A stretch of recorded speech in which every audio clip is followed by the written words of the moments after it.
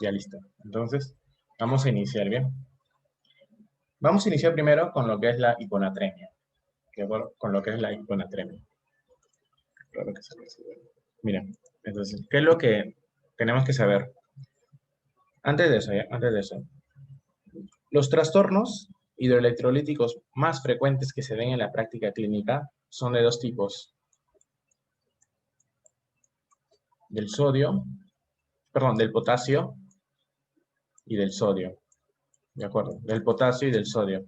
Es decir, cuando el potasio aumenta o disminuye. Cuando el sodio aumenta o disminuye. ¿De acuerdo? O disminuye. Entonces, de todos estos cuatro trastornos, muy aparte del trastorno de calcio y del fosfato, del fósforo que vamos a ver, ¿ya?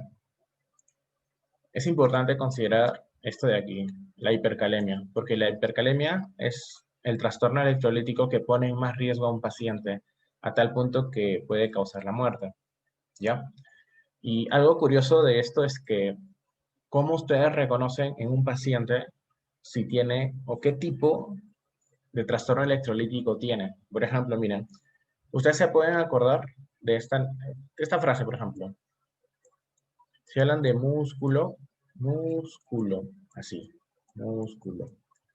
Entonces, con esto de aquí, ¿qué entienden? De que un paciente que tiene un trastorno electrolítico específicamente del potasio, lo que va a caracterizar son los calambres, por decirlo de esa manera. Y en el caso del sodio, por ejemplo, podemos poner sistema nervioso central. ¿Qué quiere decir?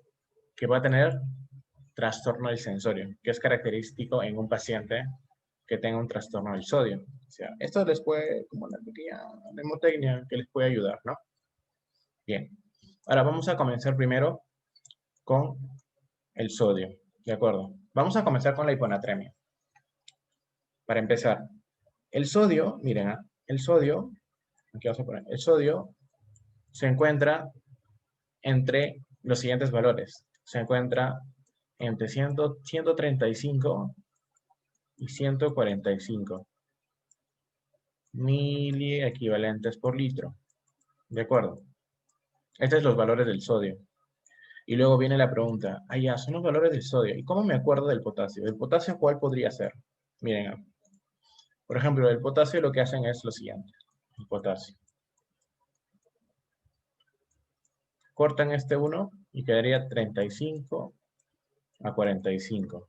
Y ponen un puntito nada más al medio. Entonces, el valor del potasio está entre 3.5 y 4.5. ¿Ya? No se vayan a olvidar. Bien. Entonces vamos a Perdón, seguir. Dime. dice sodio 135, el potasio, ¿pero a qué se refiere? ¿En el intracelular o extracelular? Intracelular. Sus valores en el lugar donde más abundan, pues. Por ejemplo, el Pero sodio, pero el potasio en el intracelular no es algo de 140. el potasio de 140. Sí, algo, no exactamente, pero en el intracelular el potasio es mayor, Mm, o me estoy equivocando. sí, está bien. En el intracelular, no.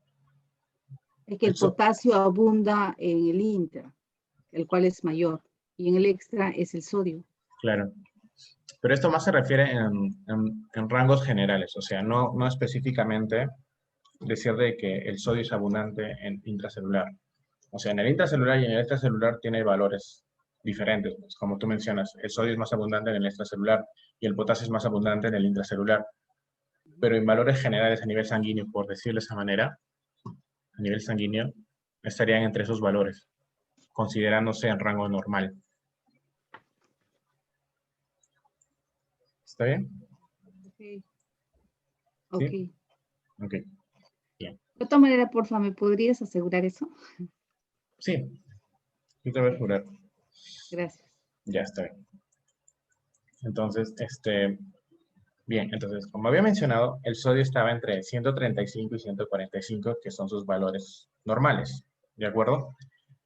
Y cuando el sodio está muy bajo, es decir, menos de 135 mil equivalentes por litro, ¿ya? Se le denomina hiponatremia, ¿de acuerdo? en el cual esta hiponatremia, ¿de acuerdo?, se acompaña de una hipoosmolaridad. A ver, les hago una pregunta. ¿Ustedes saben cuál es la fórmula para hallar la osmolaridad? Es 2 sodios Ya, 2 sodios.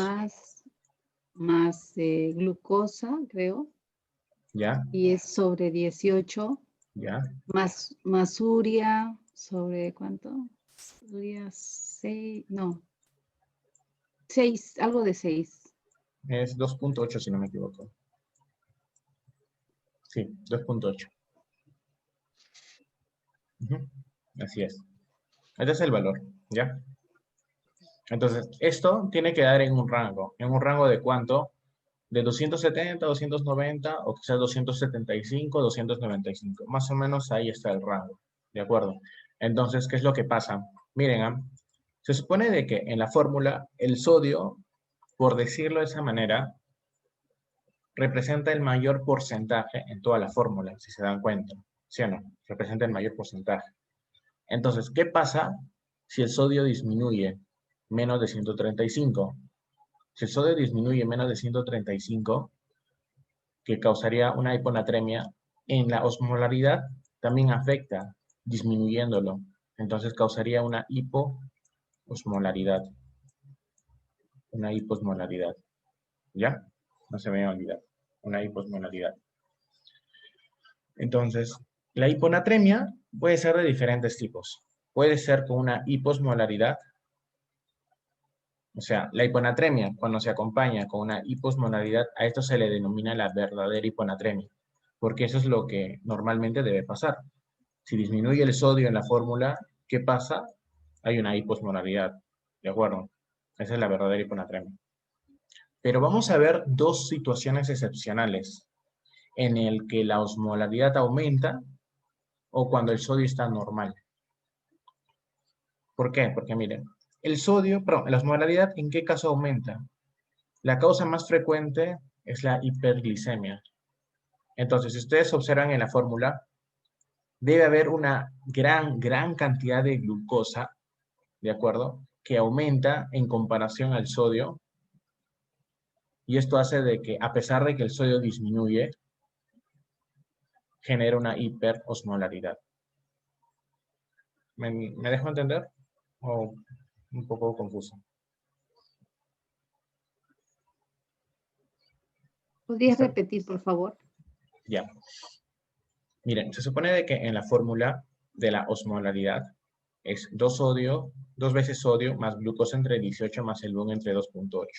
Entonces, se supone de que el sodio, por decirlo entre comillas, es el de mayor porcentaje de toda la fórmula. Es decir, es el que más cantidad hay en la fórmula de la osmolaridad. Pero, ¿qué pasa si hay una hiperglicemia? Es decir, la glucosa aumenta. Si la glucosa está demasiado incrementada, por ejemplo, el paciente tiene 800 de glucosa, por ejemplo, 800 de glucosa, mucho más todavía que el sodio, a pesar de que el sodio ha disminuido, igual la osmolaridad no disminuye. ¿Por qué? Porque el sodio, perdón, porque la glucosa ha aumentado drásticamente en comparación a los otros elementos. Entonces, ¿qué genera esto? De que la osmolaridad no disminuye, más bien aumenta. Entonces, a esto se le denomina una hiponatremia hiperosmolar. Hiperosmolar, una hiponatremia con una hiperosmolaridad. ¿Por qué?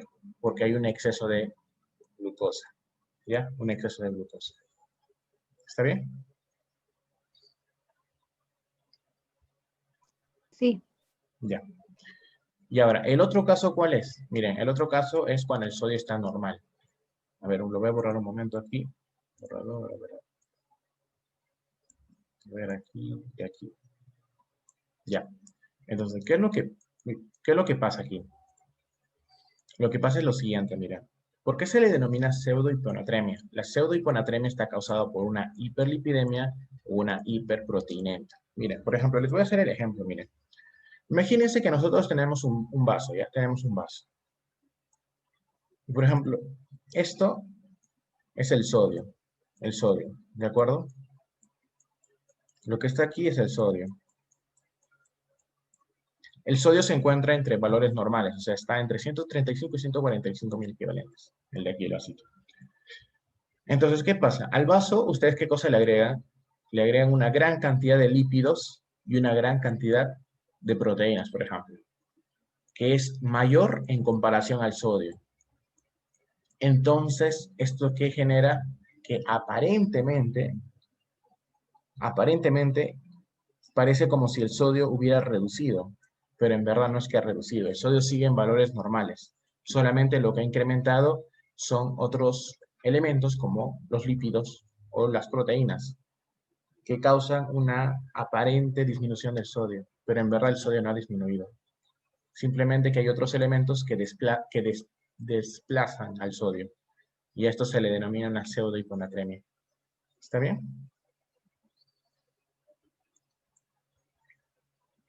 Sí. Ya, genial. Bien. Hipernatremia es cuando hay un aumento de la hiperglicemia y cuando en el otro lado hiperlipidemia por el aumento, hiperproteinemia produce lo que es la hipernatremia, ¿verdad? No, todo es hiponatremia. Todo es hiponatremia. Ah, ok. Esto de aquí, que está la flechita hacia arriba, esto es hiperosmolaridad, osmolaridad, en relación a la fórmula. Por eso. O sea, sería una hiponatremia o una hiperosmolaridad. La causa más frecuente, la hiperglicemia. Y en el otro lado sería una pseudohiponatremia. Aparentemente el sodio está bajo, pero en verdad está en rangos normales. ¿Pero por qué aparentemente está bajo? Porque ha aumentado otros elementos, como los lípidos y las proteínas. ¿Ya? Lípidos y las proteínas. Bien.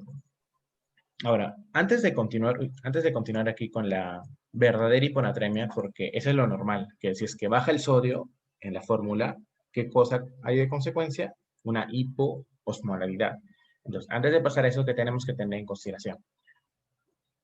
La hiponatremia puede ser aguda o crónica. Puede ser aguda o crónica. Y esto tiene un corte de tiempo. ¿De cuánto? De 48 horas. Un corte de tiempo de 48 horas. La hiponatremia también tiene grados de severidad. ¿Qué quiere decir? ¿Cuándo es leve? Cuando es de 130 a 134. Moderada, de 126 a 129. Y severa, cuando es menos de 125. Y cuando el paciente tiene un sodio de menos de 110, esta es una emergencia, se le denomina emergencia hiponatrémica. ¿Por qué? Porque el paciente está en riesgo de poder hacer convulsiones. Prácticamente está en riesgo de hacer convulsiones. ¿Ya? Entonces, frente a esto, ¿cuál es el tratamiento? El tratamiento es que ustedes tienen que corregir el sodio, es decir, tienen que dar el sodio para que aumente el sodio. Tienen que corregirlo prácticamente para que aumente el sodio. Pero para que ustedes corrijan esto, ustedes no tienen que reponer el sodio como está aquí, pero no tiene que ser más de 10 equivalentes al día. ¿A qué me refiero? Por ejemplo, el paciente está con 109, por ejemplo. Ustedes no pueden subirle el sodio en menos de 24 horas, por ejemplo, a 120, por ejemplo. Si ustedes lo suben, por ejemplo, a 120, ¿cuánto ha aumentado? 11, por ejemplo, ha aumentado 11. Entonces, no tiene que ser más de 10. ¿De acuerdo? Le pueden aumentar, por ejemplo, de 109 a 100, por ejemplo, de 109 puede ser a 115, por ejemplo, en un día. Y al día siguiente lo suben a 120. Y así, pero no en un solo día. ¿Por qué? Porque esto causa una desmielinización osmótica. Este es el famoso o la famosa mielonisis pontina, que se le denomina así. Lo que está aquí es la mielonisis pontina. ¿Cómo se evidencia la mielonisis pontina? Que vendría a ser un síndrome de desmielinización osmótica en el paciente. Se evidencia porque el paciente tiene una tetraplegia, no puede mover ninguno de sus miembros, tiene reflexia, ninguno de sus reflejos tienen una reacción normal. ¿Y cuál es su diagnóstico de esta mielonisis pontina? la resonancia magnética. Entonces, en la resonancia magnética, como ustedes ven acá, ven como una manchita blanca. Más o menos se ve, son lesiones hipointensas. Hipointensas es más claro, hiperintensas es más oscuro. Eso ya lo van a ver el otro año cuando lleven el diagnóstico. Entonces, son lesiones hipointensas en la zona central, ¿de acuerdo? Que es sugestivo a una desmielinización continua. Y en consecuencia, el paciente, ¿qué cosa va a tener? Va a tener una tetraplegia y una arreflexia. Una tetraplegia y una arreflexia. ¿Ya? Eso es importante que lo consideren. ¿Ya? Bien. Ahora, continuando con lo que vendría a ser la hiponatremia hipoosmolar, que es la verdadera hiponatremia, ¿de acuerdo? Vamos a evaluar lo que es la osmolaridad extracelular. Cuando ustedes les mencionan relacionado a la osmolaridad extracelular, nos referimos a esto, a los estados de hidratación. ¿Qué quiere decir? Que cuando un paciente tenga alta cantidad de líquido, mejor dicho, alta cantidad de osmolaridad a nivel extracelular, ¿cómo se va a evidenciar? El paciente va a estar edematoso, edema, va a tener edemas. Pero cuando es al revés, cuando hay una disminución a nivel extracelular de la osmolaridad, el paciente va a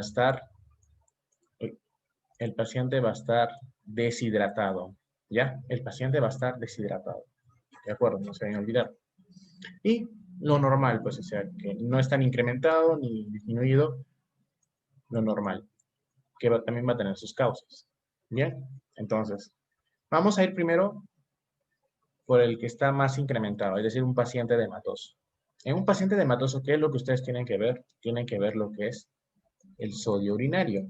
El sodio urinario, ¿de acuerdo? Cuando está menos de 20,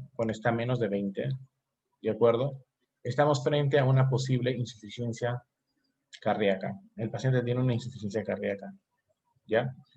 Está edematoso, ¿de acuerdo? Entonces, a nivel urinario va a estar un sodio menos de 20. Pero cuando el sodio está más de 20, ¿qué quiere decir que esté más de 20? Se supone que nosotros a nivel de los túbulos colectores del riñón vamos a reabsorber lo que es el sodio.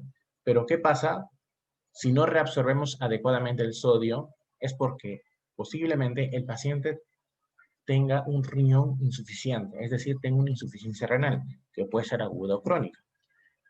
¿De acuerdo? Entonces, como el paciente va a tener una insuficiencia renal, ya, el paciente va a tener lo que es una insuficiencia renal, ¿de acuerdo? El sodio urinario va a haber en mayor cantidad, ¿de acuerdo? No se deben olvidar. Entonces, cuando el sodio urinario está en mayor cantidad, es porque el paciente tiene una insuficiencia renal. Pero cuando está en menor cantidad, quiere decir que es otra causa extrarrenal, por decirlo de esa manera. Es por eso que el sodio está menos de 20, porque el sodio, a pesar de que tenga este problema, está tratando de retener sodio, ¿de acuerdo? Entonces, ¿cuál es el tratamiento aquí? El tratamiento en este caso es restringir líquidos y sal y dar furosemida. Ya no se deben olvidar. Restringir líquidos y sal y dar furosemida. Y algo importante, es importante tener cuidado en la furosemida. Como saben, la furosemida es un diurético y no le pueden dar por largo tiempo. ¿Por qué? Porque el ser un diurético, ¿qué cosa elimina? Elimina también a la par el potasio. Entonces, a la larga puede causar lo que es una hipocalemia. Y la hipocalemia conlleva a arritmias cardíacas. Entonces, a veces le dan a la par con ¿qué? Con espironolactona. ¿Ya? Pero, entonces, ¿qué es lo que les pueden preguntar en su examen? Simplemente les van a preguntar, si ustedes ven un sodio urinario que es menos de 20, ¿cuál es una causa frecuente? Insuficiencia cardíaca. Si ven un sodio urinario más de 20, insuficiencia renal. ¿De acuerdo? Insuficiencia renal, no se vayan a olvidar. Esto es en un extremo, es decir, cuando está incrementado a nivel extracelular. Y ahora nos vamos al otro extremo, cuando está disminuido, es decir, el paciente está deshidratado. El paciente está deshidratado. Entonces también vamos a ver el sodio urinario. El sodio urinario va a estar menos de 20 o puede estar más de 20. Si el sodio urinario a nivel del riñón está menos de 20, quiere decir que es una causa extrarrenal. ¿Qué quiere decir? Como es una causa extrarrenal, por ejemplo, una diarrea.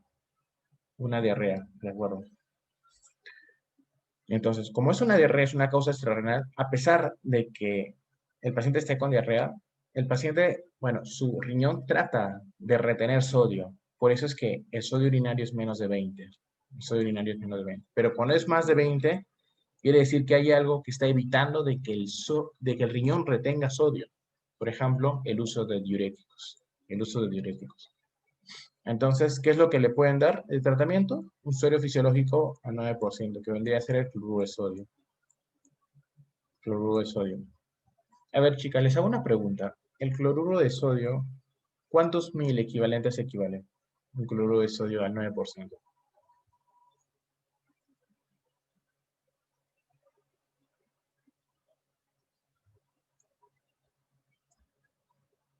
¿Saben? Bueno, esto equivale a 154.000 equivalentes. Más que todo para que lo tengan en cuenta. ¿Ya? 154.000 equivalentes. Y luego nos vamos al último caso, que es un paciente con hiponatremia, ¿de acuerdo? Una osmolaridad. Perdón, ¿por qué Sí. 184, 54, 84? Ah, es el valor que se le da. O Es el sea, ya valor que está se le da. definido. Sí, ya está definido el valor. Que el cloruro de sodio de 9% equivale a 154.000 equivalentes. Ah, ok. Ujú. Así es. Y por último es, en este caso, que el paciente no está ni edematoso ni deshidratado, pero en este caso, ¿qué es lo que pasa? Hay otras causas que generan un estado hiponatrémico. Por ejemplo, tenemos el SIHAT. El SIHAT es la causa más frecuente. Y luego tenemos el hipotiroidismo. A ver, les hago una pregunta. ¿Qué significa el SIHAT? ¿Sabe? ¿Qué significa el SIHAT? Miren, no se vayan a olvidar. El SIHAT es la secreción inadecuada de la hormona antidiurética. La secreción inadecuada de la hormona antidiurética. ¿Ya? La hormona antidiurético, también llamado vasopresina, como le dicen, ¿no? Entonces, ¿cuál es el tratamiento? Le dan su desmopresina. Ya, desmopresina, no se van a olvidar. Entonces, ¿qué es lo que pasa en el SIHAT? Miren, ¿qué es lo que pasa en el SIHAT? Se supone de que el ADH, para empezar, chicas, mira, el ADH es una hormona que se produce a nivel de la neurohipófisis, a nivel de la neurohipófisis. ¿Y por qué se produce? Se produce por estímulos osmolares, o sea, el incremento del sodio, o estímulos no osmolares, por ejemplo, la hipovolemia. La hipovolemia. Por ejemplo, mire, les voy a hacer el ejemplo. Miren. Imagínense que ustedes se van a comer un arroz chaufa en un chifa. El arroz chaufa es muy salado en el chifa. Entonces, ¿qué cosa su organismo va a hacer? De que ustedes tomen bastante agua. ¿Por qué pasa esto? Porque cuando ustedes comen algo muy salado, el sodio incrementa. Les voy a hacer un ejemplo. El sodio incrementa, ¿de acuerdo? Y como el sodio incrementa, ¿de acuerdo? Los líquidos han disminuido, o sea, la parte del volumen circulante efectivo disminuye. Y por tanto, lo que sucede es que va a haber, en este caso, habría una hipernatremia. ¿De acuerdo? Como hay una hipernatremia, hay demasiada cantidad de sodio. ¿Qué es lo que hace tu organismo para equilibrarlo? Activa el centro de la sed. Como activa el centro de la sed, ustedes empiezan a tomar agua, agua, agua, agua. Ya, pero por ejemplo, ustedes son estrictos y no toman agua. Se comen su chifa, pero no toman agua. Ah, ya. Su organismo no se hace problema. ¿Qué activa? En este caso activa el ADH. ¿Qué hace el ADH? El ADH, chicas, escuchen bien. El ADH se produce en la neurohipófisis. Se produce. ¿Pero dónde acciona? Acciona a nivel de los túbulos colectores. A nivel de un receptor. Un receptor exclusivamente que es una aquaporina. Se le denomina aquaporina. Aquaporina, creo que es aquaporina. ¿De acuerdo?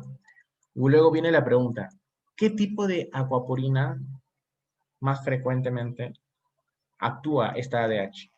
¿Alguno sabe qué tipo de aquaporina? Tipo 2. Muy bien, el 2.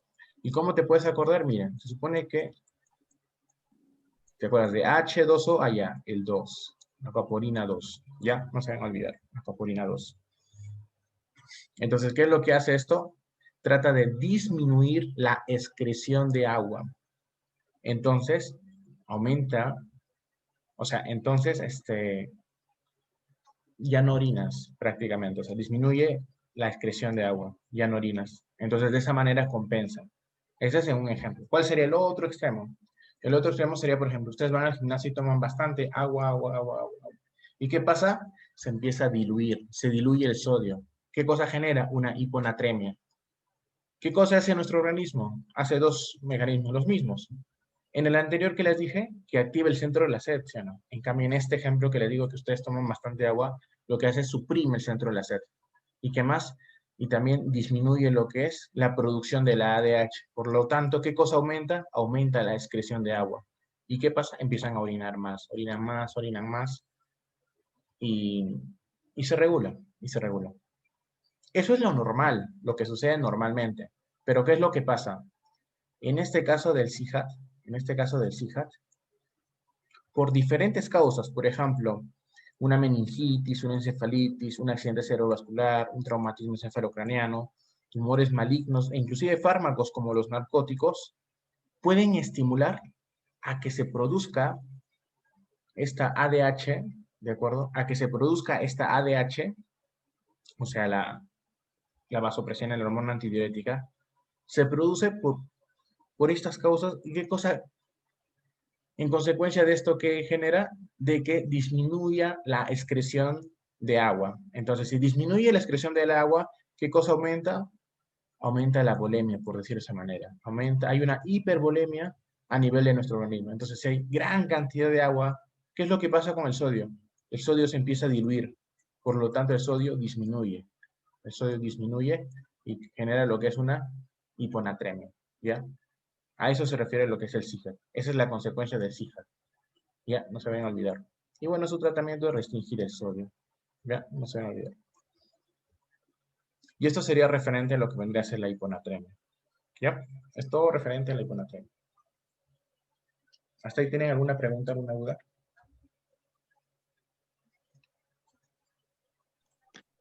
El ADH también funciona como inhibidor.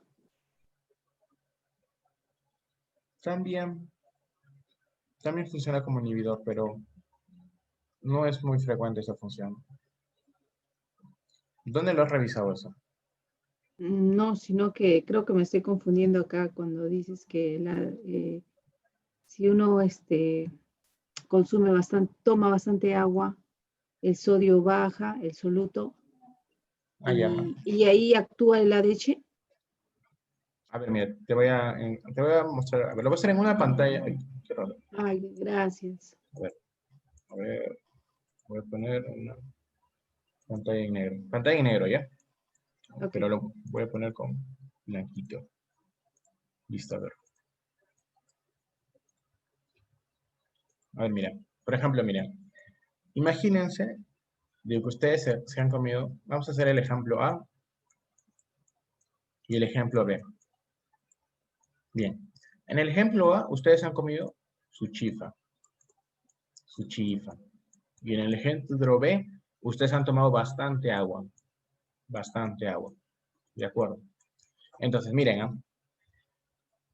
El chifa, ¿qué tiene? ¿Qué alto contenido electrolítico, por decirlo así, tiene? Bastante sodio, ¿sí o no? O sea, la sal, bastante sodio, ¿verdad? Entonces, ¿qué es lo que pasa? Cuando hay un incremento excesivo de sodio, ¿qué es lo que causa? ¿Una hiperosmolaridad o una hipoosmolaridad? Hiper. Muy bien, una hiperosmolaridad. Entonces, al haber una hiperosmolaridad, el organismo dice, esto no puede pasar, no puede estar muy incrementado la osmolaridad. Entonces, ¿cómo lo regula? Lo regula tratando de incrementar ¿qué cosa? El agua. Tratando de incrementar el agua. Trata de incrementar, ¿ya? Para que disminuya la cantidad de sodio, es decir, disminuye la osmolaridad y vuelva en rangos normales, que es de 275 a 295, aumenta lo que es los líquidos, por decirlo así, aumenta los líquidos. Y la pregunta es, ¿cómo aumenta los líquidos? Lo aumenta de dos maneras. Primero, estimula el centro de la sed. Entonces, una persona empieza a tomar agua, agua, agua, y al final, ¿qué causa? Retención de agua. Retención de agua. Ese es en un lado. Otro mecanismo, ¿qué cosa hace? Aumenta la producción del ADH. Aumenta la producción del ADH. Entonces, el ADH, ¿dónde se produce? ¿Dónde se produce? Hipófisis neuronal, ¿no? Sí, en la neurohipófisis. Muy bien, en la neurohipófisis. Se produce. Pero ¿dónde acciona? ¿Dónde es su función? Hipotálamo. No. En el, En la acuaporina 2, en los acuaporina. túbulos colectores. Entonces, ¿qué cosa hace el ADH a nivel de los túbulos colectores? Empieza a reabsorber agua. Reabsorbe, reabsorbe, reabsorbe. ¿Cuál es la finalidad? Disminuye la excreción ¿de qué? Del agua. Por tanto, retiene el agua. ¿Se dan cuenta? Retiene el agua. Y en consecuencia de esto, ¿qué pasa? Empieza a bajar la osmolaridad. ¿Por qué baja la osmolaridad? Porque está incrementando, ¿qué cosa? Agua. El agua. Este incremento del agua es denominado el volumen circulante efectivo. Aumenta el volumen circulante efectivo. ¿Ya? A eso me refiero. Este es cuando comes tu chifa. Ahora, ¿qué pasa si ustedes van al gimnasio y toman bastante agua? Cuando toman bastante agua, es por ejemplo, ustedes tienen su vaso, ¿de acuerdo? Y tienen por acá un poquito de sal. Y le echan hasta acá de agua. ¿Qué pasa con la sal? Se diluye, ¿sí o no? Se diluye la sal. Entonces, ¿qué pasa cuando hay demasiada cantidad de agua? Disminuye el sodio. Si disminuye el sodio, ¿qué pasa? ¿Una hiper o hiposmolaridad? Hipo, muy bien. Entonces hay una hipoosmolaridad. Una hipoosmolaridad. ¿Y por qué hay una hiposmolaridad? Porque está incrementado, ¿qué cosa? Está incrementado el agua. ¿El agua cómo es llamado? Volumen circulante efectivo. ¿Ya? Entonces ahí funcionan los mismos mecanismos. Aquí, miren, aquí en el anterior era que aumenta. Entonces, aquí, ¿qué cosa pasa? Dos mecanismos para disminuir lo que es el volumen circulante efectivo. El primero, se suprime el centro de la sed. Es decir, les quita las ganas de tomar agua. ¿Cuál es la finalidad? Poder excretar agua. Poder excretar agua. Pero ustedes dicen, no, yo voy a seguir tomando agua. Ah, ya, perfecto. Como no haces caso a este primer mecanismo, se activa el segundo mecanismo, la cual es bajar la producción de ADH. La ADH, como saben, se produce en la neurohipófisis. Entonces, al no producirse una gran cantidad y disminuye a tal punto de que se puede suprimir, por decirlo de esa manera, si no hay ADH, sin ADH, ¿qué va a pasar a nivel de las acuaporinas 2? ¿Van a poder retener agua? No, ¿sí o no? No van a poder retener agua. Entonces, aumenta. ¿Qué cosa aumenta? La excreción del agua. Aumenta la excreción del agua. Y como aumenta la excreción del agua, ¿qué va a pasar? Van a empezar a orinar más, ¿sí o no? Esa es la finalidad. Y como orinan más, orinan más, orinan más, al final, ¿qué pasa? ¿Este volumen circulante efectivo aumenta o disminuye? Disminuye. Disminuye.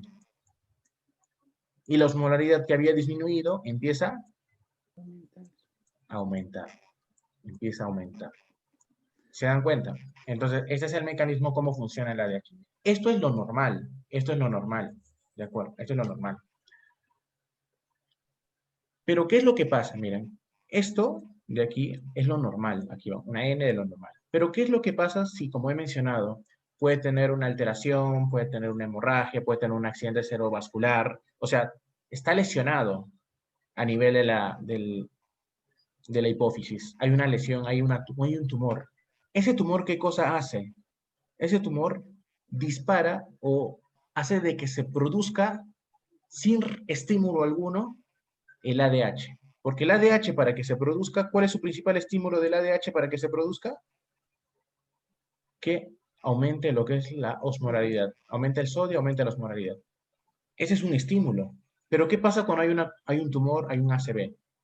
Se produce, se empieza a estimular sin razón alguna, no hay un estímulo. Entonces, ¿qué es lo que pasa?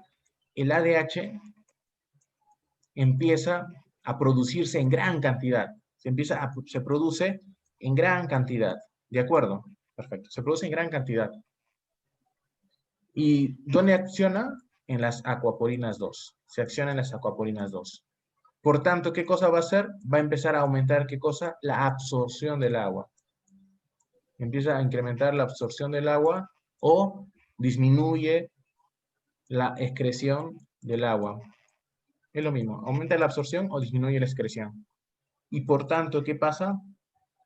Si hay gran cantidad de agua, es decir, gran cantidad de volumen circulante efectivo, ¿qué va a pasar con el sodio? Igual que el vasito de aquí, se empieza a diluir, sin razón, se diluye. ¿Y esto qué ocasiona? Ocasiona ¿Edema? una hiponatremia, una hiponatremia, una hiponatremia. A esto de aquí, a lo que está aquí abajito, se le denomina el CIJAT, que es la secreción inadecuada de la hormona antidiurética. ¿Ven? Así es. Pero, ¿por causa de qué dijiste que eras Por el varias ADH? causas. Por varias causas. Puede ser por tumores, puede ser por ACV. Ahí Ah, ya. en el otro PPT, ahí están las causas en un cuadrito. Ay, ok, gracias. Sí. Y Sí, a ver, le doy unos gracias. minutos para que puedan copiar esto, porque como es pantalla negra, cuando yo lo corro se borra. En el video no, obviamente, pero cuando yo lo borro, Ah, ya, ya, pues entonces lo voy a copiar, gracias. Voy a ya. tomar una foto.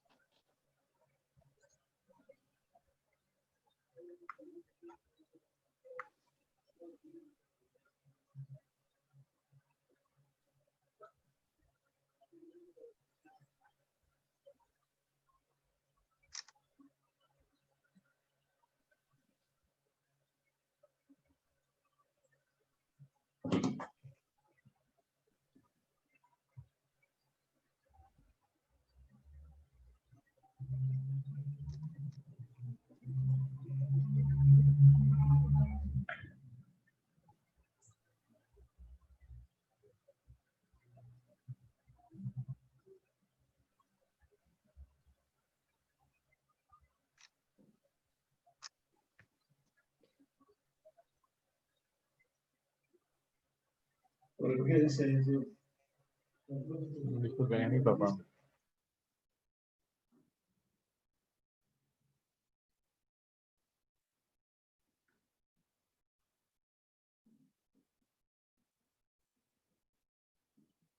Por favor, ¿puedes subirlo un poquito que no se ve la parte de abajo? No se ve la parte de abajo. Sí, acá, aquí. Muy rico. No puedo subirlo. Eh, Ya. ¿Cuál es lo que no ves? y ahora sí. Ah, ya está.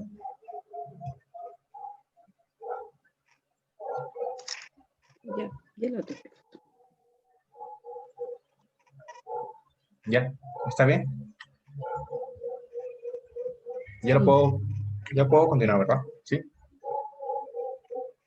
No sé, la chica como pegó. Andrea, ¿copiaste? ¿O no? ¿O cómo le das tú? Ah, ya le tomaste foto, ya, genial, listo. Ya. Ya, genial, listo. Entonces vamos a continuar, ¿ya? Muy bien. A ver. Ya. ¿Ven? ¿Se dan cuenta que se ha borrado? Por eso. Bien. Entonces ahora pasamos al otro lado, al otro extremo. ¿Cuál es? La hipernatremia. ¿De acuerdo? Pasamos a lo que es la hipernatremia. Entonces, ¿qué es lo que pasa en la hipernatremia? La hipernatremia, si la hiponatremia es menos de 135, la hipernatremia, ¿qué sería? Más de 145. Por tanto, ¿qué cosa va a causar? Un estado de hiperosmolaridad. Ya saben por qué. Esto implica una depleción del volumen. Es decir, aumenta el sodio, Entonces hay una hiperosmolaridad, por tanto, ¿qué cosa hay? Una depresión del volumen. ¿De acuerdo? No se vayan a olvidar. Y pueden ser por diferentes causas. Pueden ser por diferentes causas. ¿De acuerdo? Por ejemplo, puede ser por una excesiva ingesta de sodio. Por ejemplo, tableta de sal, salino hipertónico o bicarbonato de sodio. ¿De acuerdo? Puede ser por una reducción de ingesta hídrica. Por ejemplo, hay una sed alterada. Hagan lo que hagan, no tienen sed. Literalmente no tienen sed. O tal vez no tienen accesibilidad al agua. Miren, esto de aquí, ¿de acuerdo? Les voy a comentar. En caso de que no hayan revisado, creo que ya lo han tocado. Esto está en el tema de lo que vendría a ser estados, bueno, el sistema de regulación del agua y la hipovolemia. En la depresión hipovolémica, ¿de acuerdo? Ojo, no ha venido, la doctora creo que no lo menciona en la teoría, pero sí lo ha mencionado cuando dictaba presencialmente, que los dos grupos etarios donde no tienen accesibilidad al agua son dos. Uno es en niños menores de 2 años y el otro es en los pacientes ancianos. Entonces, ¿y a qué se debe esto y por qué razón puede afectar bastante a estos dos grupos? Porque ustedes saben que el agua corporal total representa ¿qué porcentaje del peso? ¿Se acuerdan? 60%. Muy bien, el 60%. Pero en el caso de los niños menores de 2 años, imagínense, a ver qué ha dicho Andrea, 60. En el caso de los niños, por ejemplo, o los recién nacidos, es del 75 al 70%, por ejemplo, del peso corporal. Y en el caso de los ancianos, es del 55 al 50%. Ancianos o adultos mayores. Entonces, imagínense, perdón, 55, 60, ¿cómo era? 60 a 55 aproximadamente. Entonces, por decirlo de esta manera, estos son los grupos que son más afectados cuando no toman o no tienen ingesta hídrica. ¿De acuerdo? Tienen más riesgo a tener una depresión hipovolémica. ¿De acuerdo? Más que todo para mencionarlo, porque vino un examen donde mencionaba respecto a la depresión hipovolémica, no, perdón, depresión hipotónica, ¿ya? ¿Cuáles son los grupos más afectados? Allá, los grupos más afectados son niños menores de 2 años y los pacientes adultos mayores o ancianos que lo mencionaron. Así viene en su examen, ¿de acuerdo? Como alternativa. ¿Y cuál es la otra causa? Por pérdida de agua. ¿Por qué puede haber pérdida de agua? Puede haber pérdida de agua, por ejemplo, por diarreas, y estas diarreas pueden ser osmóticas. Osmóticas es decir, cuando una persona consume lo que son lactulosas, sorbitoles, o sea, laxantes, puede ocasionar pérdida de agua. También una persona que vomita, o personas bulímicas que se inducen el vómito. Una sudoración profusa, diuresis osmótica también es relacionado aquí, ¿de acuerdo? Esas son causas renales. Y causas extrarrenales, por ejemplo, evaporación de qué? En la piel, en la vía respiratoria, por ejemplo, ¿ya? Y una causa de pérdida de agua, también ¿cuál es? Es la diabetes insípida. La diabetes insípida, ¿de acuerdo? Es una de las causas que se dan en un paciente con hipernatremia. Y esta diabetes insípida puede ser central o puede ser nefrogénica. Miren, esto es importante para que no se vayan a perder y lo tengan en consideración. La diabetes insípida, ¿cuándo es central? Miren, ¿cuándo es central? Se supone que el ADH, ¿dónde se produce? Se produce en la neurohipófisis, ¿sí? En la neurohipófisis. Y el ADH, ¿dónde acciona? Acciona en el túbulo colector, en las acuaporinas 2. Perfecto. ¿Qué es lo que pasa en la central? En la central pasa de que por, por muchas causas, ¿de acuerdo? Por muchas causas, por ejemplo, tumores, por ejemplo, o tal vez un traumatismo encefalocraniano, ¿de acuerdo? Un traumatismo encefalocraniano, afecta la neurohipófisis. Y al afectar la neurohipófisis, ¿qué pasa? No se produce el ADH, ya, no se produce el ADH. Y como no se produce el ADH, miren, no se produce el ADH, pero su receptor está normal. Pero como no se produce el ADH, ¿cuál es la función del ADH? Retener el agua, ¿sí o no? Entonces, como no se produce, no se retiene el agua. ¿Y qué es lo que va a pasar? Genera que el paciente orine mucho. A esto se le denomina poliuria. Poliuria. Poliuria. De acuerdo, poliuria. Este es un caso. De acuerdo, poliuria. A esto se le denomina diabetes insípida central. ¿Cuándo es diabetes insípida central? Bueno, no hay una producción del ADH a nivel de la neurohipófisis. ¿Ya? ¿Y cuándo es una diabetes insípida nefrogénica? Nefrogénica es cuando, miren, para que no se vayan a perder en esa parte. Nefrogénica es cuando a nivel central sí se produce el ADH. El ADH se produce con toda normalidad, con los valores adecuados. Pero ¿dónde acciona? En el túbulo colector en la acuaporina 2, ¿sí o no? Pero ¿qué pasa en la nefrogénica?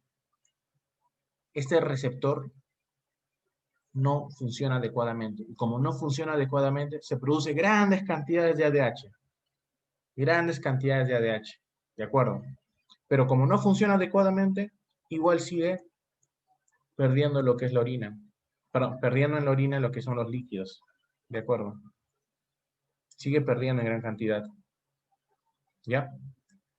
Y el ADH, cuando se produce excesivamente, también activa a la par. ¿Qué cosa activa? El centro de la sed. Por tanto, al paciente que le causa lo que es cuando una persona tiene mucha sed y toma bastante agua, la polidipsia. Polidipsia. Polidipsia. ¿De acuerdo? Entonces, un paciente con diabetes insípida tiene dos síntomas característicos, la polidipsia y la poliuria. No se vayan a olvidar, ¿ya? ¿Y cuándo es central? Cuando no hay una adecuada producción de la ADH a nivel de la neurohipófisis. ¿Y cuándo es nefrogénica? Cuando sí se produce adecuadamente a nivel de la neurohipófisis, pero no acciona, o sea, no funciona correctamente en su receptor, que es la acuaporina 2. ¿De acuerdo? No se vayan a olvidar eso, ¿sí?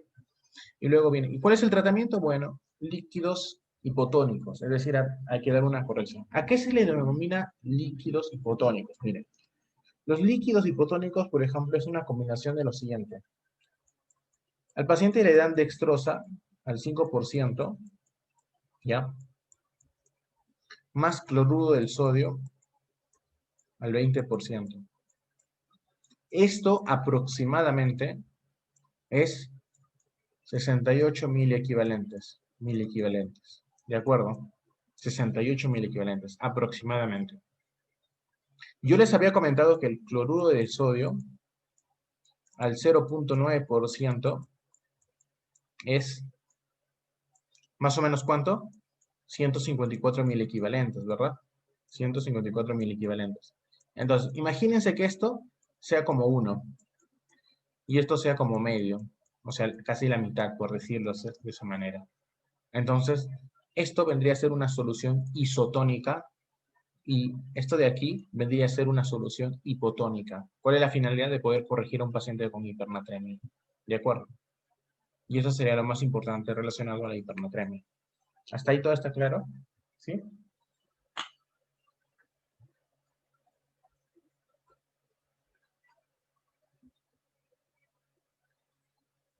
¿Sí? Bien. Entonces vamos a continuar. Bien. Ahora pasamos a otros trastornos. A la hipercalemia y a la hipocalemia. ¿De acuerdo? Bien. Vamos a comenzar con la hipercalemia. Yo les había mencionado que la hipercalemia es lo que más riesgo, es decir, lo que más predispone a que un paciente pueda tener un paro, prácticamente un paro. ¿De acuerdo? Entonces, ¿qué causas? ¿Cuáles son las causas más importantes que generan una hipercalemia? Primero puede ser el aumento del aporte. Una persona consume bastante. Otro, salida celular. Salida celular. Es decir, un paciente con una rhabdomiólisis, por ejemplo. Salida celular. Se supone que el potasio hay en mayor cantidad a nivel intracelular. Entonces sale y empieza a incrementar a nivel sanguíneo, ¿ya? A nivel extracelular aumenta, ¿de acuerdo? Y luego vienen los fármacos. ¿Qué fármacos pueden causar una hipercalemia? ¿De acuerdo? ¿Qué fármacos pueden causar una hipercalemia? Por ejemplo, ahorradores de potasio. ¿Cómo se llama el fármaco que ahorra potasio, chicas?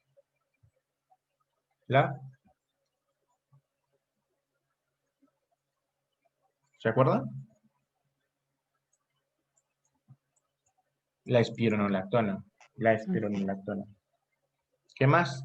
Acá tenemos el VIJA, que es como una abreviatura de lo que debe ser beta bloqueante. La I de los YECAS. La H de la heparina sódica. Y la A de los AINES.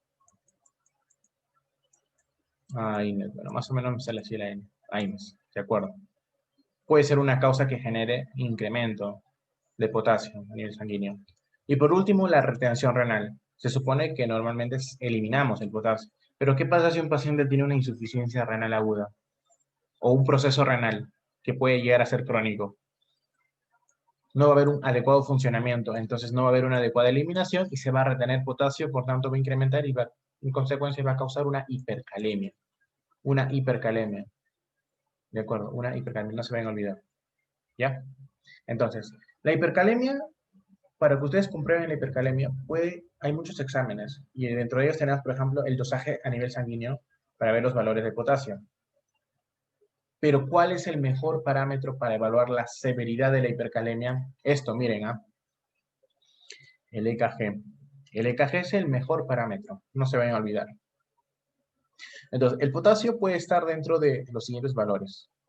Puede estar empezando con 6, porque se supone que el potasio, yo le dije que está entre 3.5 y 4.5. Algunos lo consideran hasta 5, pero yo me acuerdo, sí, 3.5, 4.5, en esos valores está a nivel sanguíneo. ¿Ya? Luego, en un EKG, cuál es lo que ustedes van a observar? Miren, se supone de que en el EKG, ¿qué es lo que tienen? Tienen la onda P, el complejo QRS y la onda T. ¿Sí o no? Más o menos así es. Esta es la onda T, esta es la onda P y el complejo QRS. ¿De acuerdo? El complejo QRS. Entonces, ¿qué es lo que pasa? La onda T, ¿cuál es lo normal? En un EKG se va a ver más o menos así. Aquí más o menos se va a ver así. Entonces, ustedes parten a la mitad, se dan cuenta que es asimétrico, ¿sí o no? Porque esto es más grande en comparación a esto. Entonces es asimétrico. Cuando es asimétrico, es normal. Pero ¿qué pasa si es como está aquí en la figurita? Como está aquí. Esto es simétrico. ¿Se dan cuenta? Es simétrico. Perdón. ¿Se dan cuenta que esto es simétrico? Entonces, al ser simétrico, a esto se le denomina patológico. Y a esto se le denomina onda T angosta y picuda. Entonces, el primer signo clínico de un EKG para decir que un paciente tiene hipercalemia es observar una onda T angosta y picuda. ¿Cuándo pasa esto? Cuando el paciente está a más de 6 miliequivalentes por litro en potasio. ¿Cuál es el segundo parámetro importante? Bueno, la segunda evidencia en un EKG importante que van a observar en una hipercalemia, el ensanchamiento del complejo QRS. El complejo QRS se ensancha. ¿De acuerdo? El complejo QRS se ensancha. Y al final puede desaparecer la onda P. Esto de aquí son rangos, más o menos en qué valores aparece. Pero ahorita en su teoría no lo van a dar tanto énfasis en esto. Más que todo le van a dar énfasis en esto, de qué es lo que pasa en un potasio, en el caso del potasio. ¿Cuáles son en el EKG, qué observan en una hipercalemia? Onda T angosta y picuda, ensanchamiento del complejo QRS y la onda P puede desaparecer. ¿Ya? No se vayan a olvidar, la onda P puede desaparecer. ¿De acuerdo? Entonces, un paciente que está con una hipercalemia, la pregunta es, ¿cómo yo puedo solucionar esto? ¿Cómo puedo arreglar un paciente que está con una hipercalemia? Lo primero que ustedes tienen que hacer, esto de aquí, el tratamiento en una hipercalemia, esto sí ha venido en el examen. En su examen de ustedes sí ha venido, les aviso. Entonces, ¿qué es lo que le dan? Tenemos tres opciones: antagonistas de acciones de la membrana, entrada de potasio en las células y la eliminación del potasio del organismo. Lo primero que ustedes van a hacer, si les preguntan, ¿cuál es la primera medida en tratamiento en un paciente con hipercalemia es darle gluconato de calcio. ¿Qué es lo que hace el gluconato de calcio? El gluconato de calcio no baja el potasio, pero ¿qué es lo que hace? Lo que hace es cuidar al corazón, es cardioprotector, es cardioprotector. ¿Por qué? Porque lo que trata es de incrementar el potencial de umbral, de acuerdo, potencial de umbral y disminuye la capacidad de excitabilidad del corazón. Entonces trata de mantenerlo tranquilo, ¿de acuerdo? Trata de decir como que, oye, tranquilo, no te estreses o no te excites, por decirlo de esa manera. Entonces lo controla, pero lo controla de momento, no dura mucho tiempo, ¿de acuerdo? Entonces, ¿cuál es el siguiente paso que se tiene que hacer? Tiene dos opciones, eliminar el potasio o ingresar el potasio en las células. ¿Cuál es la mejor opción? Eliminar el potasio, ¿sí o no? Mejor hay que eliminarlo, ¿para qué seguir reteniéndolo? Pero esto de aquí demora demasiado tiempo y el paciente tiene que actuar de inmediato. ¿Qué es lo que tienen que hacer? Entrada del potasio en las células. ¿Cómo hacen de que el potasio ingrese en las células? Usan la glucosa en insulina y el bicarbonato del sodio. El bicarbonato en sodio lo que hace es alcaliniza la sangre y el potasio, por tanto, ingresa dentro de la célula. ¿De acuerdo? Ingresa dentro de la célula. Una vez de que hacen esto, si el paciente, a pesar de haber hecho eso, sigue en esta situación, ¿qué le empezamos a dar? Le damos diuréticos, furosemida. ¿Qué hace la furosemida? Elimina potasio. ¿Qué más le podemos dar? Una resina de intercambio de cationes, el Kayexelate, por ejemplo. Y a pesar de eso, no mejora el paciente, lo único que nos queda hacer es una hemodiálisis o diálisis peritoneal. ¿Ya? Es lo último que se puede hacer al paciente, un paciente con una hipercalemia. Entonces, en su examen, bueno, en el siglo pasado, en su examen, ¿qué les ha venido a los chicos? Así, puntual les ha venido. Paciente tiene una hipercalemia. ¿Cuál es la primera medida en su tratamiento? Entre las claves había glucosa en insulina, bicarbonato de sodio, diurético, resina de intercambio de cationes y había gluconato de calcio. ¿Cuál era la respuesta correcta? Gluconato de calcio. Nada más eso era. Eso preguntamos. ¿Ya? Así que no se van a olvidar, por favor, es muy importante que lo tengan en consideración. ¿Ya? Luego de esto, hasta ahí todo está claro, ¿verdad? ¿Sí?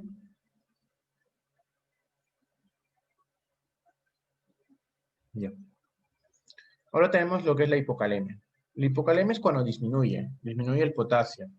¿Menos de cuánto? Menos de 3.5. Menos de 3.5, no se me olvidar. Entonces, ¿cuáles son las causas de una hipocalemia? Si ustedes lo ven en comparación, miren, si la hipercalemia es por un aumento de aporte, en la hipocalemia es por una disminución del aporte. Si en la hipercalemia es una salida celular, en la hipocalemia es una entrada celular. ¿Por qué hay una entrada celular? Por una alcalosis, por la insulina o por los beta 2 agonistas. ¿De acuerdo? Beta 2 agonistas. Ya no se vayan a olvidar. Bien. Eh, a ver, chicas, en este momento, ahorita ha entrado Richard, ¿ya? Richard, ¿estás ahí? Hola, hola Yoso, sí, ¿qué tal?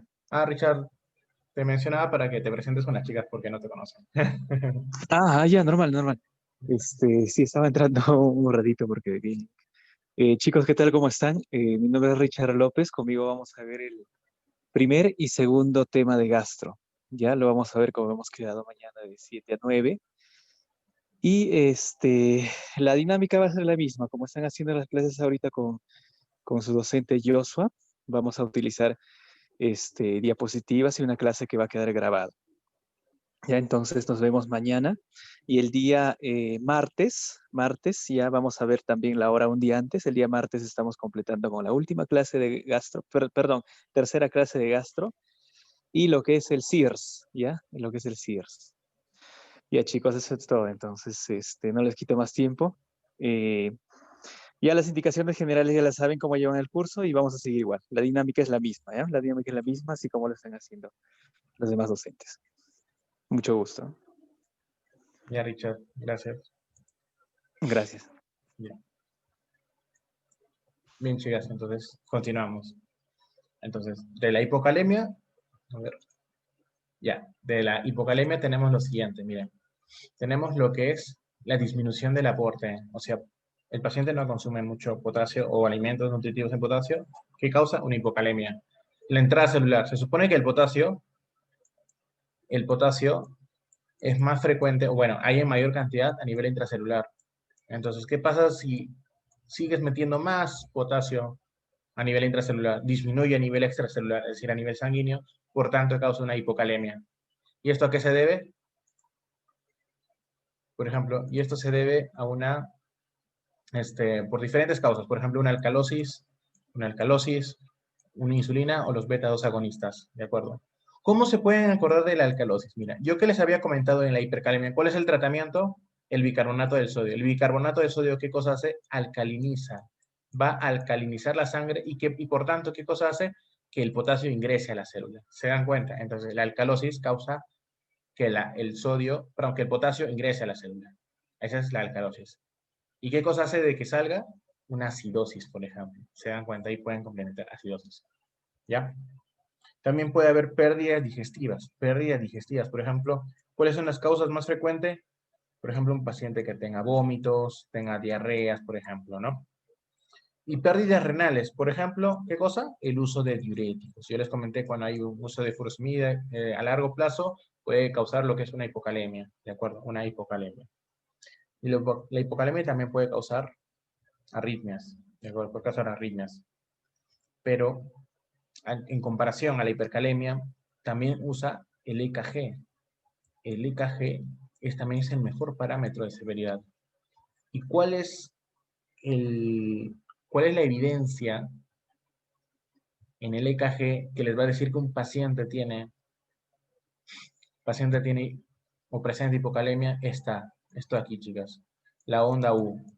Se le denomina onda U o onda U prominente. La onda U prominente es característico de la hipocalemia. Entonces ya tienen. Si les dice un paciente, les dan un caso clínico y por ahí dice, en el EKG tiene onda U prominente. ¿Frente a qué trastorno hidroelectrolítico estamos? Allá, hipocalemia. Así, a secas, hipocalemia. Si les dice, el paciente, les dan todo el caso, les dicen, el paciente tiene, al EKG tiene se evidencia onda T picuda. ¿Qué tiene? Hipercalemia. ¿Se dan cuenta? Hipercalemia. Pero si les ponen un poco más complicado, ¿en qué aspecto? El paciente tiene onda T picuda. ¿Cuál es el tratamiento? ¿Cuál es la primera medida frente a su trastorno hidroelectrolítico? Ahí sería gluconato de calcio, por ejemplo. Ahí sería gluconato de calcio. ¿Se dan cuenta? ¿Ven? Gluconato de calcio. Entonces, la hipocalemia puede ser leve, puede ser moderada o puede ser severa. La leve es cuando es menos de 3.5. La moderada es cuando es menos de 3. Y la severa es cuando es menos de 2.5. ¿De acuerdo? Es menos de 2.5. Ya, no se pueden olvidar. Entonces, cuando un paciente tiene hipocalemia, ¿de acuerdo? Cuando un paciente tiene hipocalemia, lo que se tiene que hacer,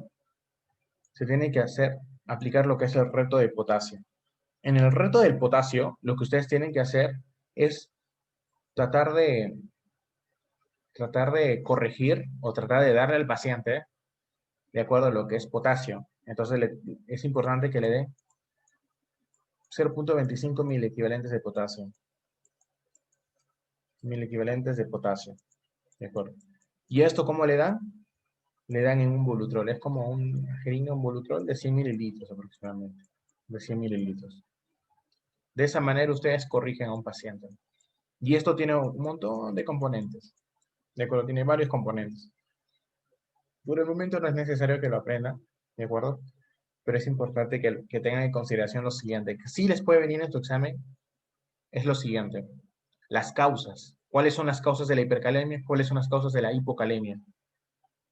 ¿Cuáles son los signos, bueno, las evidencias más representativas en el EKG de una hipercalemia y cuáles en la hipocalemia?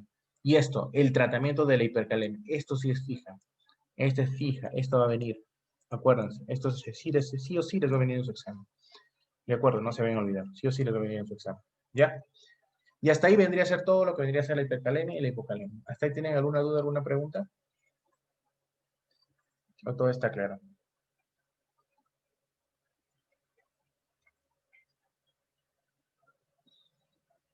¿No?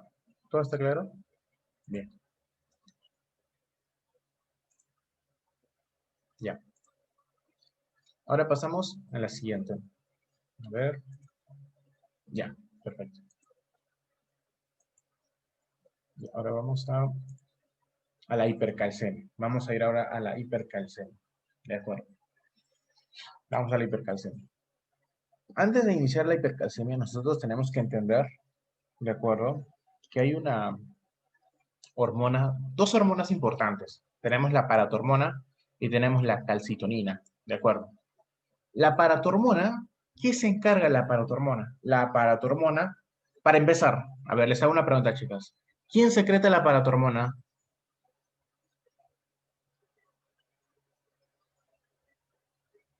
¿Quién secreta la paratormona? La. Paratiroides. Muy bien, la paratiroides. Perfecto. La paratiroides. Entonces, ¿cuál es la principal función de la paratiroides? Poder incrementar los niveles de calcio en sangre. Entonces, ¿cuál es la función de la paratiroides? Incrementar los niveles de calcio en sangre. Y la pregunta es, ¿y cómo incrementa los niveles de calcio en sangre? De tres maneras, de tres maneras. Primero, lo saca. ¿De dónde lo saca? Del hueso. Saca el calcio del hueso. Segundo, aumenta la absorción ¿de qué? De calcio a nivel intestinal. Y tercero, aumenta la absorción del calcio a nivel renal. ¿Se dan cuenta? Trata de incrementar, pero hasta unos valores, hasta que esté dentro de los valores normales. ¿De acuerdo? De acuerdo. Recuerden que el calcio en sangre, ya, sus valores normales están entre 8.5 y 10.5. Ya no se van a olvidar. Entonces trata de que estén en valores normales. Pero ¿qué pasa si se sobrepasa? Se activa lo que es la calcitonina. La calcitonina, ¿quién lo produce? ¿Sabe?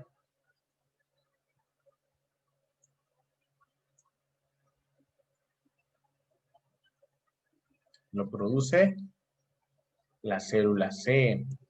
La célula C, o también llamado parafoliculares. Parafoliculares, ¿de acuerdo? Parafoliculares de la tiroides. Esta es la que produce la calcitonina. ¿Qué es lo que hace la calcitonina? Hace lo contrario a la paratormona. Si la paratormona incrementa la absorción, aumenta lo que es quita lo que es calcio del hueso, la calcitonina hace todo lo contrario. Mete calcio al hueso, disminuye la absorción intestinal, disminuye la absorción renal. ¿De acuerdo? Disminuye la absorción renal, ¿ya? No se vayan a olvidar. Y luego viene lo importante. Pero ¿cómo es que funciona todo esto? ¿Cómo es que lo va a absorber? Y solamente absorbe el calcio, también el fósforo, o tal vez el fósforo, por ejemplo. Entonces vamos a ver aquí en una pantalla negra. ¿De acuerdo? Vamos a ver esto en una pantalla negra. Ya, esto es importante que lo tengan en consideración. Entonces, ¿qué es lo que pasa? Miren, ¿eh? Se supone que nosotros tenemos la paratormona. ¿De acuerdo? La paratormona lo que hace es reabsorbe el calcio ¿de dónde? Reabsorbe el calcio del hueso. ¿Qué más? De los, vamos a por acá, de los intestinos, la menciona, de los intestinos. Pero aumenta la absorción del calcio en los intestinos, pero no lo hace directamente, sino lo hace a través de la vitamina D. A través de la vitamina D. ¿De acuerdo? A través de la vitamina D reabsorbe el calcio en los intestinos y también el fósforo. Y ahora viene la pregunta, ¿y de dónde viene la vitamina D? Miren, ¿eh? La vitamina D, ¿de acuerdo? La vitamina D viene de dónde, mira, vamos a poner por acá. La vitamina D puede ser de la dieta o puede ser de la luz ultravioleta. De la luz ultravioleta, ¿de acuerdo? No se me olvidar. De la dieta o de la luz ultravioleta. Entonces, ¿qué es lo que pasa? Algo importante, ¿eh? Si la vitamina D es de origen animal, es vitamina D3. Si la vitamina D es de origen vegetal, es vitamina D2. No se vayan a olvidar, ¿eh? Vitamina D3 de origen animal, vitamina D2 de origen vegetal. Entonces, ¿qué es lo que pasa? Esta vitamina va a seguir un metabolismo, un funcionamiento, en el cual va a llegar al hígado y se va a hidroxilar. Se va a hidroxilar en la posición 25. A esto se le denomina, en el hígado, ojo, en el hígado, se le denomina 25 hidroxi vitamina D. Y esta vitamina D es la inactiva. Esta vitamina D inactiva tiene que activarse. ¿Y quién lo activa? ¿Quién lo activa? ¿Quién lo activa a la vitamina D? La paratormona. La paratormona activa la vitamina D inactiva. Es decir, va a pasar de 25 hidroxivitamina D a 1,25 hidroxivitamina D. Esto ya es la forma activa. Ya no se vayan a olvidar. Esto ya es la forma activa. Esto es la forma activa.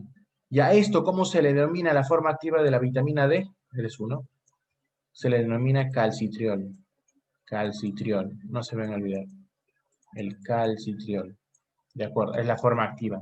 Entonces, esta forma activa permite de que a nivel intestinal se reabsorbe el calcio y también se reabsorbe el fósforo. ¿De acuerdo? A nivel intestinal. Ya, no se me olviden. Y a nivel renal, a nivel de los riñoncitos, ¿ya? ¿Qué cosa se aumenta? Aumenta también el calcio. Reabsorbe el calcio. ¿Pero también reabsorbe el fósforo? No, no reabsorbe el fósforo. ¿No? No reabsorbe el fósforo. No se deben olvidar. Ya es importante que lo tengan en consideración. ¿Ya?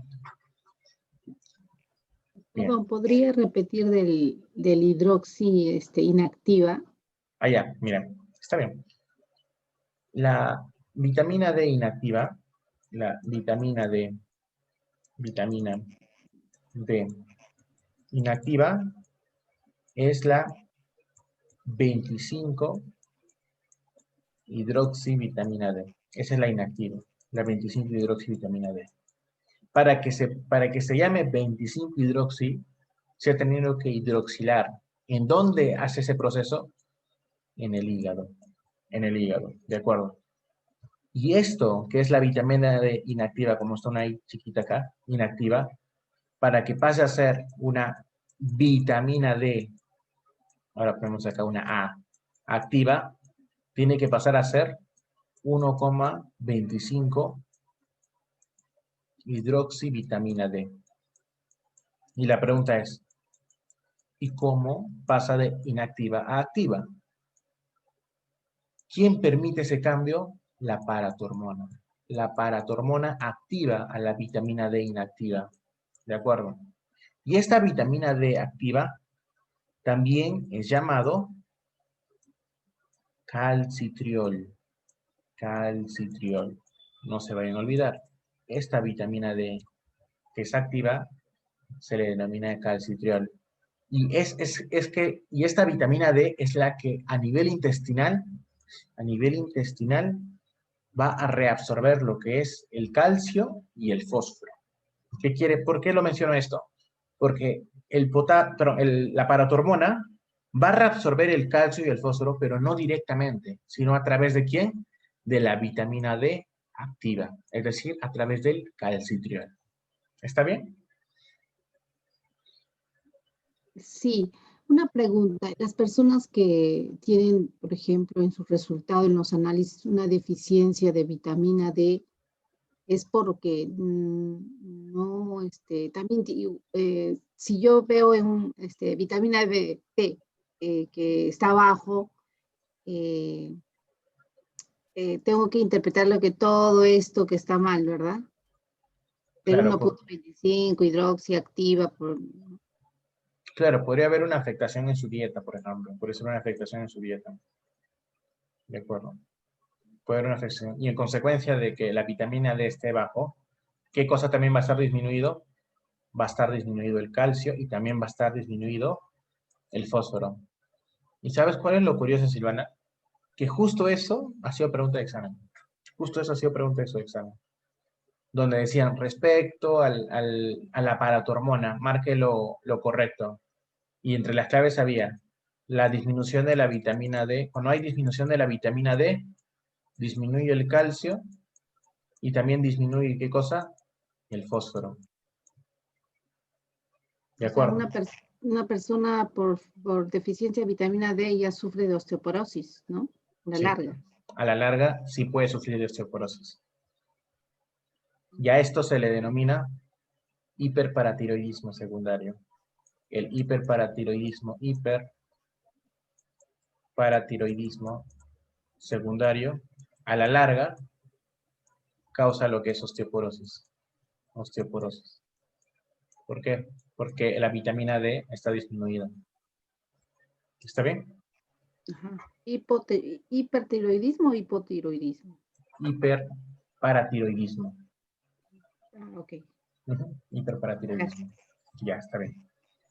Entonces, esto sí ha sido pregunta de examen. ¿De acuerdo?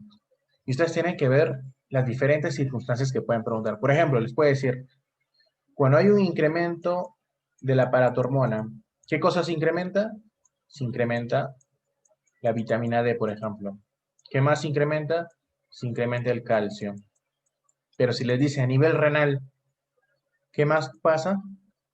Disminuye el fósforo, por ejemplo. O sea, tienen que ver todas las circunstancias. Porque esto de aquí, este esquema de aquí, si ustedes lo aprenden bien y tratan de hacer como que estas relaciones, ¿de acuerdo? Porque la idea es que lo hagan relacionando, ¿ya? Les va a venir en su examen. Y es fijo que les va a venir. Porque esto de aquí no le toman mucha importancia a los chicos en los exámenes. Y ha venido una pregunta aquí. ¿Ya? Aquí es una pregunta fija en su examen. ¿Está bien? Ya. Ya le han tomado fotos en screen, ¿no? Gracias. ¿Sí? ¿Ya Sí, le han sí, ahorita tomado? le Ya tomo, está. le tomo. Ya está.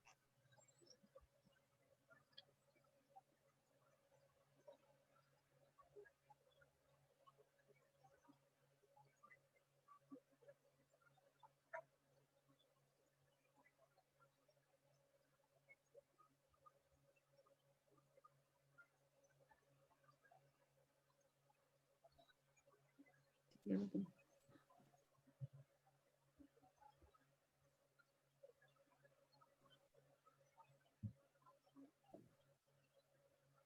Me avisan, ¿ya?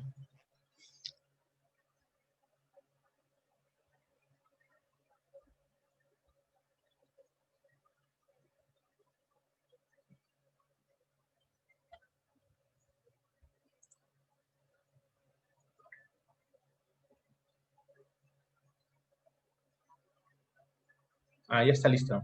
Ya puedo pasar, ¿verdad, Silvana? Sí, gracias. Ya, genial. Listo. Entonces vamos a seguir. A ver, ya, ahora pasamos aquí. Ya, ahora pasamos a lo que es la hipercalcemia y la hipocalcemia. Vamos a ver primero lo que es la hipercalcemia, ¿de acuerdo?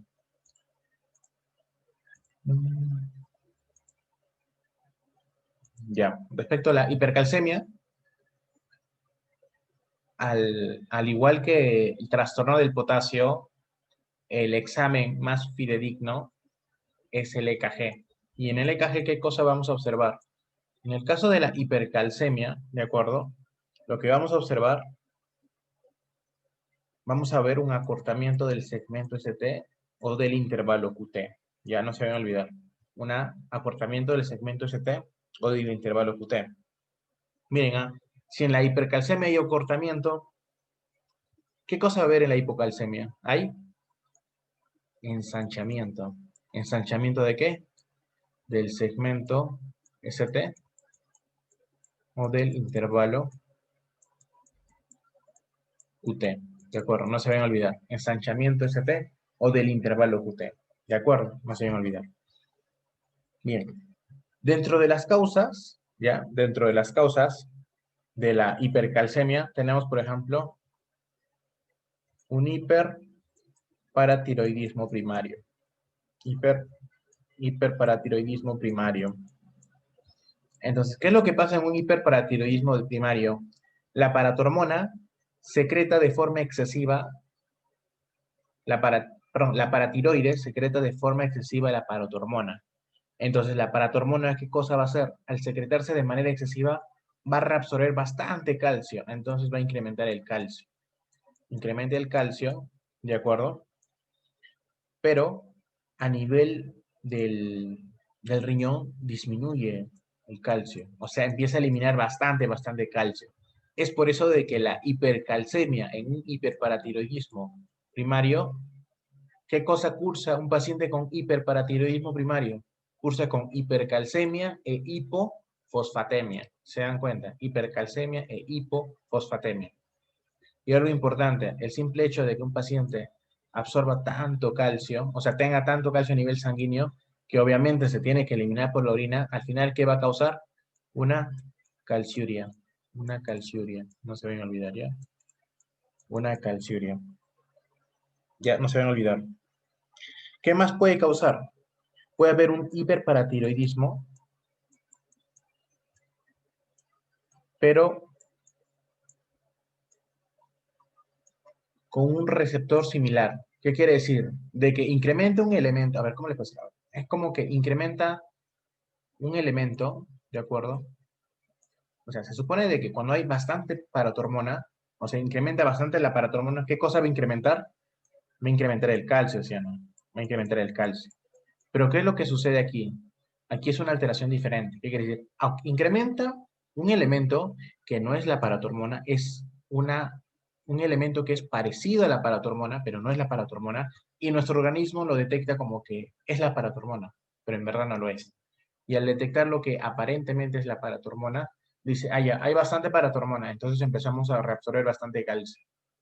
Entonces aumenta la cantidad de calcio y también genera lo que es una hipercalcemia. ¿De acuerdo? Una hipercalcemia. Y también puede haber lo que se le denomina una hipercalcemia maligna. ¿A qué se le denomina una hipercalcemia maligna? Presencia de neoplasia a nivel de la paratiroides, por ejemplo. ¿De acuerdo? A nivel de la paratiroides. ¿Ya? No se vayan a olvidar, por favor, ¿sí? Y ahora, ese es en Perdón, el caso. el Dime. aumento de este paratormona, que dijiste que no era una, que no era la paratormona, ¿verdad? Claro, no era la paratormona, Ya, pero sino que ¿esto dónde se origina? es una causa desconocida. No te Ah, voy a ya, mentir, ok, es una causa desconocida. ok, O ok. sea, en este caso, en estos pacientes, ¿cómo se dan cuenta? Cuando le hacen su examen hormonal, ¿de acuerdo? La paratormona está dentro de los valores normales, pero el calcio ha incrementado. Entonces, es como que algo que no cuadra, ¿se dan cuenta? ¿Por qué? Porque hay otro elemento que es parecido a la paratormona, es parecido a la paratormona, ¿de acuerdo? Que como nuestro organismo lo detecta como si fuera verdaderamente la paratormona, pero se dan cuenta que no es la paratormona. Pero como nuestro organismo piensa de que es, ¿qué cosa empieza a incrementar el calcio? ¿Ya? Empieza a incrementar el calcio. La causa es desconocida. Eh, lo que le comenté también de la hipercalcemia maligna, también es por una causa neoplásica. ¿Ya? Por una causa neoplásica. Y ahora, en el otro caso de una hipocalcemia, ¿por qué puede causarse? Si acá hay un hiperparatiroidismo, aquí hay un hipoparatiroidismo. Por ejemplo, ¿en qué caso causa? Bueno, perdón, ¿en qué casos pasa? Por ejemplo, una paratiroidectomía, ¿ya? Tiroidectomía, paratiroidectomía que le quitan las paratiroides. Por tanto, si hay disminución de la paratiroides, ¿qué cosa disminuye? El calcio. ¿Se dan cuenta? Disminuye el calcio. Pero si disminuye el calcio, ¿qué cosa aumenta? Aumenta el fósforo. Por tanto, un paciente con hipocalcemia también puede cursar con una hiperfosfatemia. ¿De acuerdo? No se vayan a olvidar, por favor. Un paciente con hipocalcemia también puede cursar por una hiperfosfatemia. ¿Qué más puede causar una hipocalcemia? Por ejemplo, un paciente con depresión, un paciente que puede estar con confusión, ¿qué puede causar? Confusión, ¿de acuerdo? O puede tener letargia. Perdón, esto es parte de la clínica. Perdón. Un paciente con depresión, confusión y letargia. De acuerdo. Pero en un paciente con hipocalcemia, ¿qué es lo característico? Miren, esto sí puede venir en ese examen. ¿Qué es lo característico? Hay dos signos característicos en un paciente con hipocalcemia, que es clínico. El signo de Chebostek y el signo de Trousseau. ¿Alguno sabe qué es el signo de Chebostek o el signo de Trousseau? ¿Saben si bien? Andrea, No. ya. El signo de Chebostek, ¿en qué consiste? De que a nivel de la articulación temporomandibular, ustedes le dan como un golpecito y todos los músculos se contraen en esa dirección. Cuando pasa esto, es signo de Chebostek, positivo por decirlo así, el paciente está con hipocalcemia. ¿Ya? Ese es el signo de Chebostek. Y el signo de Trousseau es cuando le están midiendo la presión de acuerdo con el manguito, ¿ya? Y al insuflar, ¿de acuerdo? Al insuflar el manguito, ¿qué es lo que pasa? Empieza a contraerse, se contrae la mano y la muñeca en esta dirección. Como si sería un pico, una mano en punta, por decirlo así. Cuando pasa eso, es signo de Trousseau. Cuando pasa eso, es signo de Trousseau. Ya no se van a olvidar. ¿Está bien? Esto es signo de Trousseau. Entonces, ¿qué es lo que les va a venir en su examen? En el caso del calcio, ¿de acuerdo? Lo que les va a poner énfasis es en lo siguiente.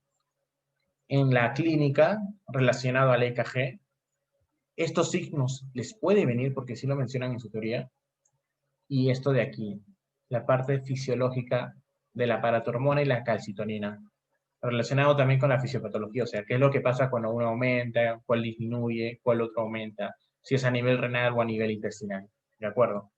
Es importante que lo consideren, ¿ya? Bien, hasta ahí todo está claro, ¿verdad? Sí, gracias. Ya, genial.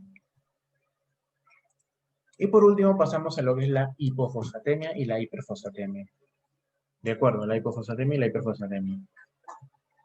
La hipofosfatemia se le dice cuando está en un rango menor de 3.5. Perdón, menor de 3 miligramos por decilitro. Y en el 4 de la hiperfosfatemia, en el caso de la hiperfosfatemia es más de 4.5 miligramos por decilitro. De acuerdo. Entonces, esto de aquí, ¿qué es lo que tienen que saber? Bien, miren. Lo que ustedes van a identificar en una hipofosfatemia es la clínica. ¿Cómo se evidencia la clínica? Bueno, el paciente va a tener una disfunción diafragmática, puede tener este riesgo o puede tener lo que es la rhabdomiólisis, o aquí se presenta lo que es el hueso hambriento, con doble H, hueso hambriento, ¿de acuerdo? ¿Qué significa hueso hambriento?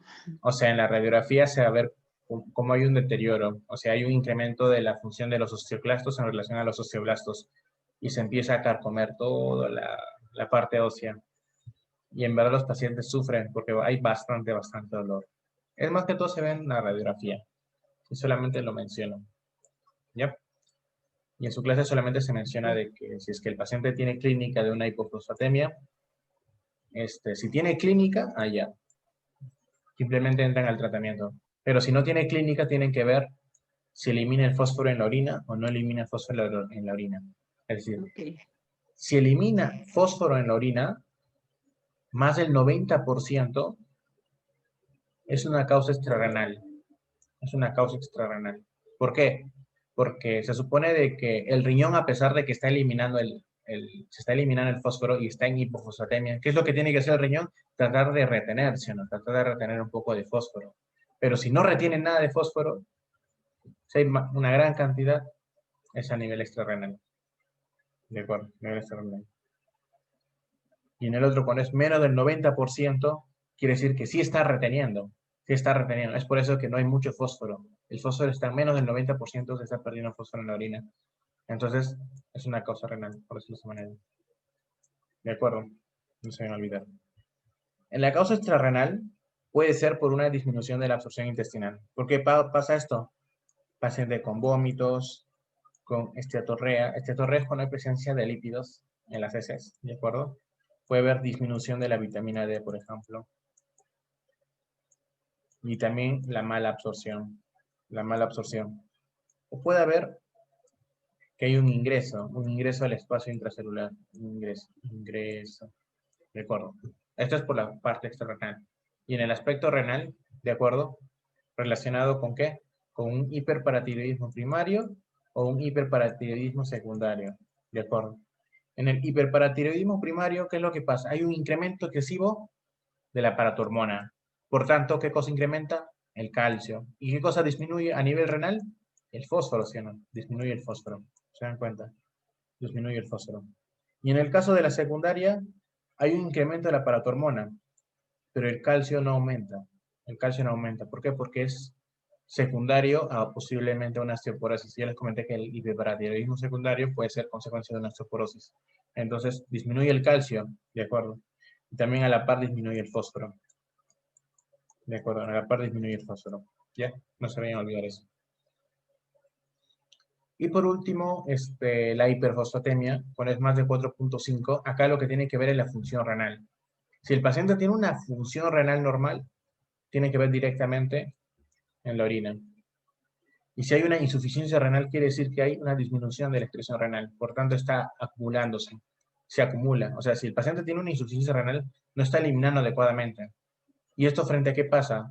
Puede ser déficit de la paratormona, una posible acromegalia, un hipertiroidismo, una calcinosis tumoral o bisfosfonatos. Más que todo, mencionados. Y en el caso de que la función renal esté normal, o sea, el paciente esté normal, tranquilo, tiene que ver el fósforo en orina. ¿De acuerdo? El fósforo en orina. Si hay eliminación del fósforo en orina, tienen que ver respecto a estas causas. Pero si no hay una eliminación de fósforo en orina, puede ser por otras causas. Por ejemplo, puede ser una causa exógena por una intoxicación con vitamina D. Intoxicación con vitamina D. O puede ser una causa endógena. Por ejemplo, una lisis celular, por ejemplo. Una lisis celular o un catabolismo acelerado. Bien, bien. Ahora, respecto a al metabolismo del fósforo en el extremo de la hipofosfatemia o la hiperfosfatemia, aquí hasta ahora, sinceramente, chicas, no ha preguntado nada hasta ahora. O sea, no ha preguntado. Este ciclo tal vez no puede ser la excepción, pero de aquí no ha preguntado. ¿Qué es lo que ha enfocado la hipofosfatemia? La hipofosfatemia lo ha relacionado con el metabolismo del calcio aquí, en este gráfico. ¿De acuerdo? En este gráfico. ¿Ya? Y si no me equivoco, también les han mencionado en su teoría la hipomagnesemia y la hipermagnesemia. Tampoco ha venido en su examen la hipomagnesemia y la hipermagnesemia. Y creo que solamente son gráficos relacionados hacia la clínica y la eliminación del fósforo en la orina. Y tampoco ha venido. Entonces, ¿qué es lo que más énfasis pone la doctora en la teoría para su final? Esto, el trastorno de la hiponatremia, la hipernatremia, la hipercalemia, hipocalemia y del calcio, hipercalcemia e hipocalcemia. Específicamente aquí, en lo que les mencioné, lo que está en el cuadrito negro, la fisiología combinada con la fisiopatología, de todo la paratormona y la calcitonina. ¿De acuerdo? Y eso sería todo relacionado a la clase de hoy. Bueno, sería la última clase más que todo, ¿no? Hasta ahí todo está claro, ¿verdad? Sí, ¿Sí? Ah, qué sí. bueno. Gracias. Sí, está bien. Bueno, yo les había prometido de que les iba a hacer un repaso de nefro. Ahorita. ¿Desean ahorita que sea el repaso de nefro o desean que sea mañana? O sea, después de su clase de Richard. No sé, dice. ¿Qué opinan ustedes? Mañana, sí, mañana. Mañana, ya está bien. Sí, Entonces, mañana. mañana sería después de su clase de Richard. En verdad, chicas, les recomiendo de que aprendan bastante con Richard porque Richard es muy bueno enseñando. En verdad, sus Ok, clases son qué bueno, alucinantes. Sí, qué en verdad, bueno. es muy bueno enseñando. Diría que lo que yo enseño, lo que yo les he explicado, Ujú. ya él es 5 a 10 veces mejor que yo enseñando. Ah, ¿Ya? Ya, así que les deseo todos los éxitos, ya saben. Cualquier cosa que ustedes no entiendan, ahí están los videos disponibles. Y también voy a subir los PDFs, como me ha comentado Silvana. ¿Ya? sí, por favor, para imprimirlo y para estudiarlo. Ya está bien. Vale. Gracias. Ya, eso sería todo por hoy. Había muchísimas gracias por su paciencia hasta estas horas de la noche. A ti, gracias. Ya está bien. Que hasta luego.